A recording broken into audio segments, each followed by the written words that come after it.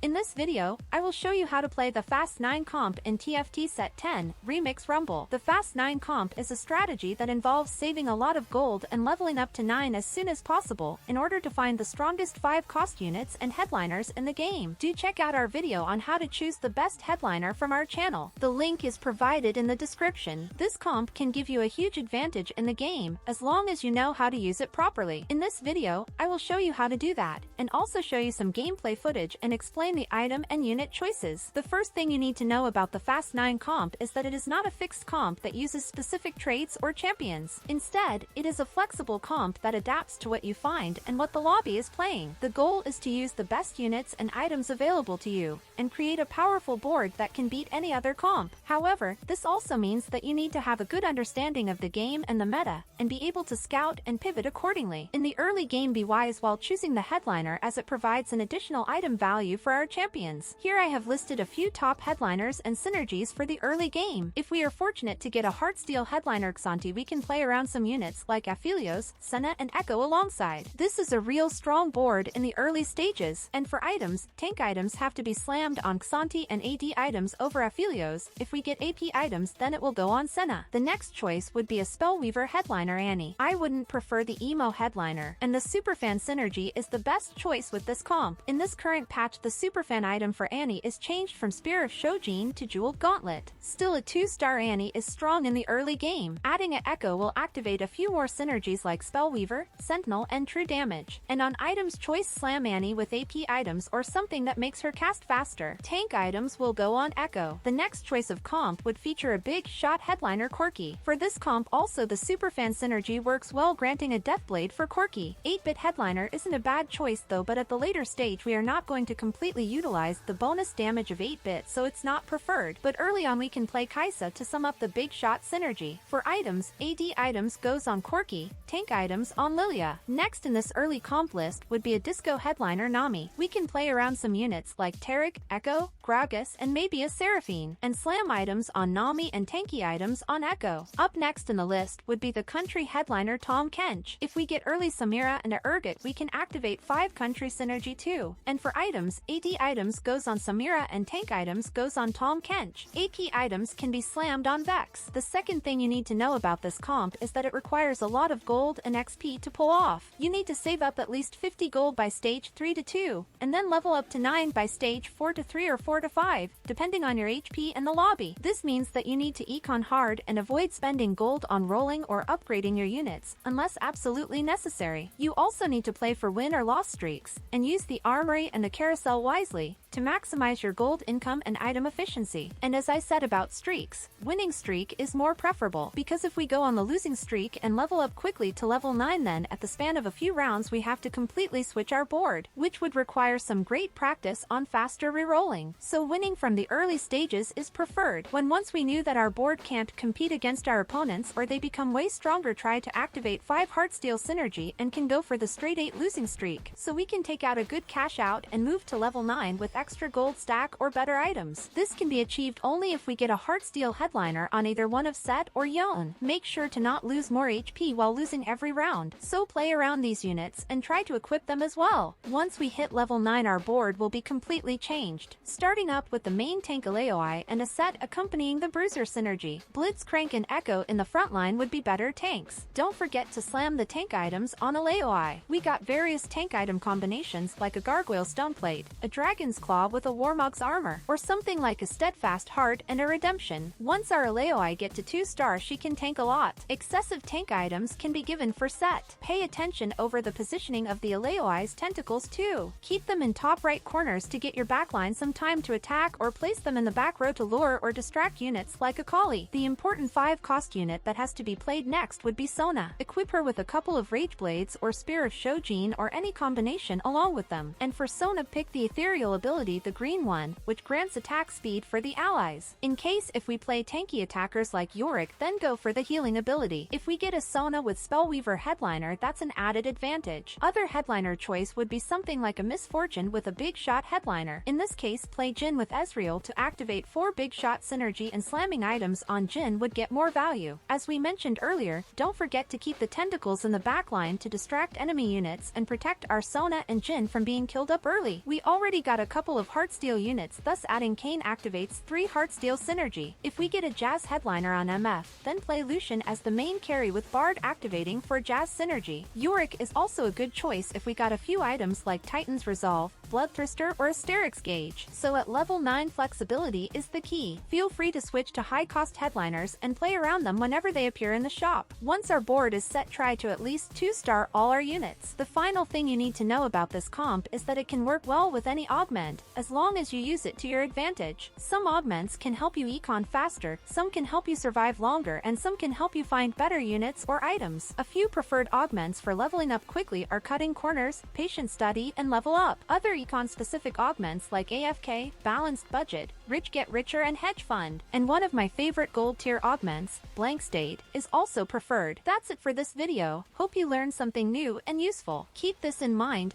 Flexibility is the key. Do try this out in your game and let us know in the comments below. For more interesting videos, don't forget to subscribe to our channel Item Swap.